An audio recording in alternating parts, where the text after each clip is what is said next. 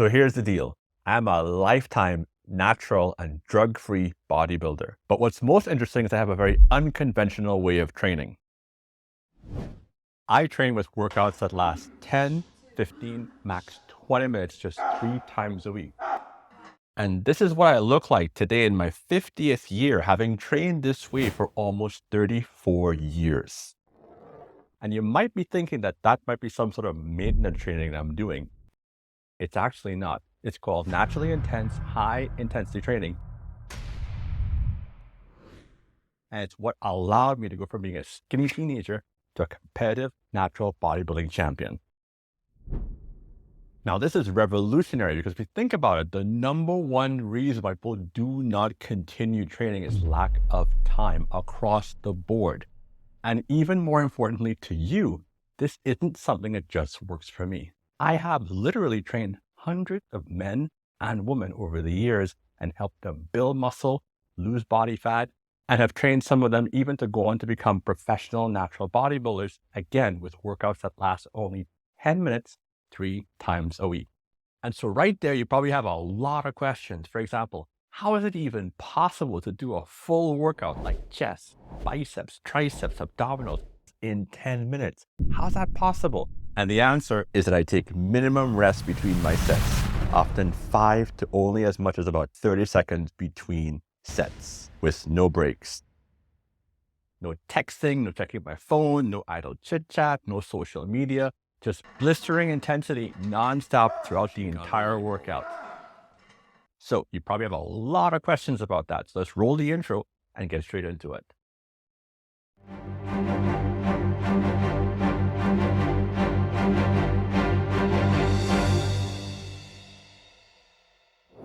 So in this video, we're talking about Kevin's naturally intense, high intensity training and the fact that I only train for 10 minutes, 3 times a week, and that there's minimum rest time between sets. But before we go any further, I thank everybody for tuning in, especially those who be a one-stop place for anyone interested in training naturally without drugs. Thanks so much for tuning in, and do be sure to like, subscribe, and hit the bell so you're first line to get the new content as it comes out. So the question, 10-minute workouts with no rest between sets. So one of the fundamental differences between naturally intense, high intensity training and other forms of high intensity training protocols is the fact that there is minimum rest between sets. So this is something radically new for a lot of people. And with anything new, it's always best to start with what you already understand. And most of us are familiar with the whole idea of supersets, and we know how intense that can be. Then there's also compound sets, where you're training the same muscle group with 2 different exercises, one after the other, again with no rest, which has the effect of significantly increasing the workout intensity. And that's exactly the entire idea behind naturally intense, high intensity training, in that all of the exercises are performed with no rest in between to dramatically increase overall intensity.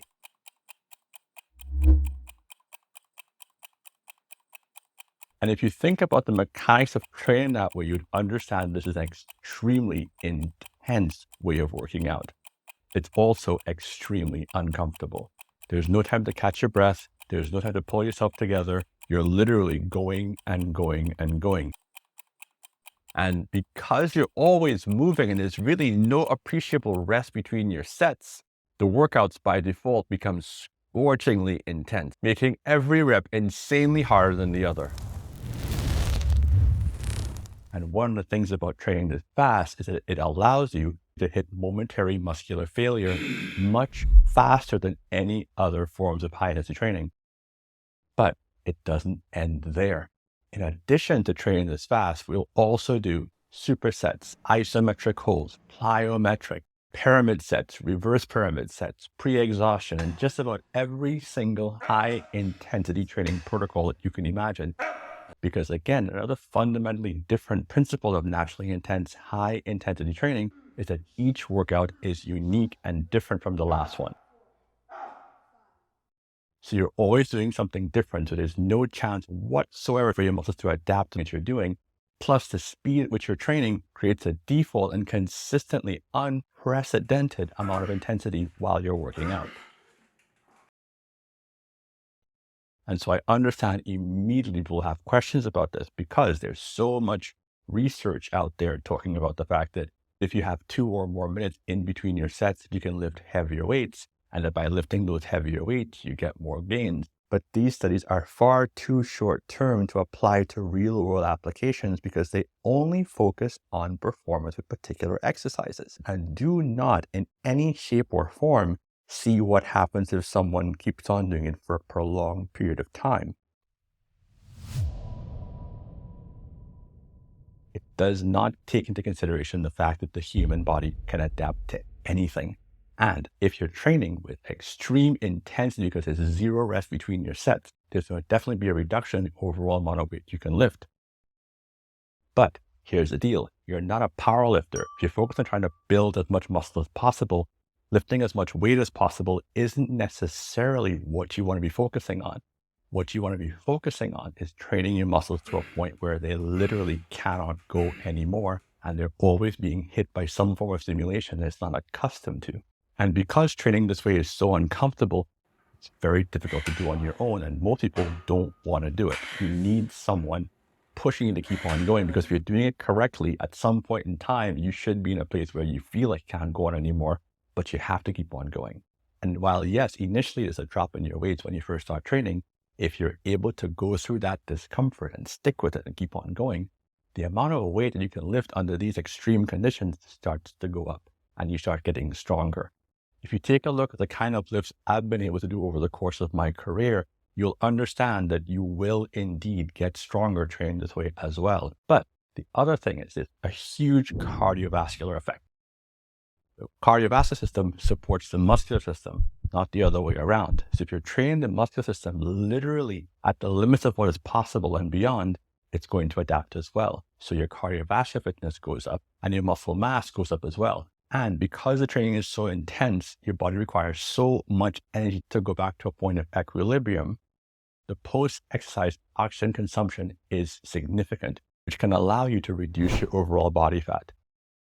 So it's literally a holy grail of training in that your endurance is going up, you're building muscle, and you're losing body fat at the same time while you're getting stronger.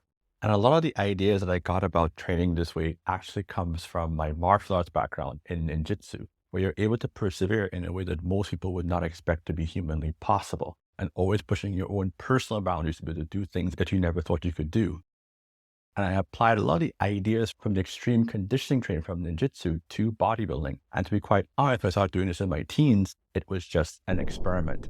I didn't know whether or not it was going to work. And I was going to do what any science-based person should do with any form of training principle, which was to try it.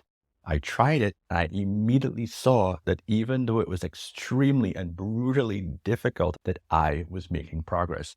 I saw myself finally, after all the 5 days of training for an hour, getting to a place where I could literally see myself being able to one day have the type of physique that I was looking for. And when I became a personal trainer, I had no intention whatsoever of training my clients this way. But I was told by my coach that personal training is a craft. And in order to master your craft, you have to train your clients the same way you train. If you train them differently, there's no way you'll ever truly master it. Which for me was a problem because I didn't think this form of training was going to work. And as a junior trainer, how am I going to tell my client that they're going to train with a 10-minute workout and somehow or the other get results? And again, my whole idea was putting on muscle mass and also being able to be super conditioned as well from my ninjutsu practice. But my clients want to get a little fitter and lose some weight, and I didn't know if the two were compatible, but it was.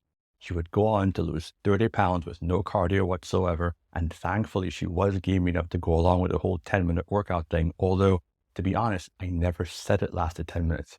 I always called it Kevin's quick or fast workouts. I never put the word 10 minutes in there because it sounded too gimmicky. And again, there were no studies out there validating what I was doing. And I was frankly as surprised as my clients were with the progress that they were making. And when I started training more clients, I started seeing people consistently putting on muscle mass, losing body fat, training just a half hour a week. It was a little bit overwhelming. And so what I did, I cataloged and took notes meticulously of everything.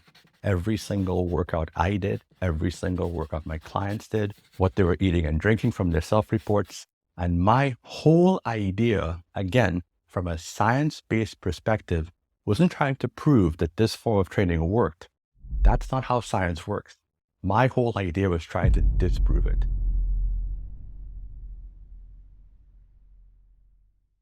I was trying to find someone who it wouldn't work for, and the conditions whereby results broke down, which is very contrary to how training protocols are in the bodybuilding and fitness world.